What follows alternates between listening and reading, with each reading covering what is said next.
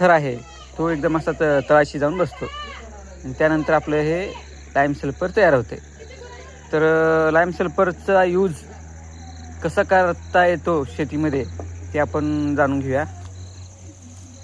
भाऊ सांगा बरं एक लाईम सल्फरचा यूज. हे वास्तविक पाहता अंकुश पाटील यांनी जो व्हिडिओ सांगितलेला होता त्याच्यावर आधारित हा व्हिडिओ आहे किंवा त्याच्यावर आधारित हे लाईम सल्फर आम्ही तयार केलं आहे.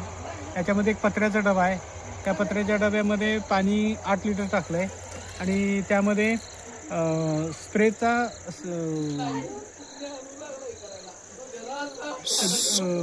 चुना जो आहे पावडर स्वरूपामध्ये असतो, रेडीमेड मिळतो, तो 1 किलो चुना टाकलेला आहे आणि तो चुना टाकल्यानंतर त्यामध्ये उकळी येऊ दिलेला आहे. उकळी येऊ दिल्यानंतर मग त्यामध्ये 2 किलो सल्फर टाकलेला आहे आणि सल्फर टाकल्यानंतर त्यामध्ये ते उकळी आल्यानंतर एक 15 ते 20 मिनटं सतत हलवत राहून साधारणपणे वर असलेला जो गंधक आहे हा तळाशी बसला की हे लाईम सल्फर तयार होतं.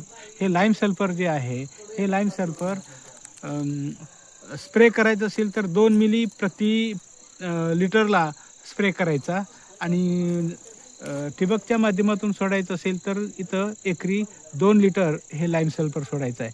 स्प्रे केल्यामुळं इथं ते कीटकनाशक म्हणून उपयोगाला येतं, त्याचबरोबर हे भुरीनाशक म्हणून सुद्धा उपयोग आहे, त्याचबरोबर ते कोळीनाशक आहे आणि जमिनीमध्ये सोडल्यानंतर उपलब्ध सल्फर हे जमिनीमध्ये असणारी जी खतं असतात ती अपटेक करण्यासाठी अत्यंत उपयोगी असतात.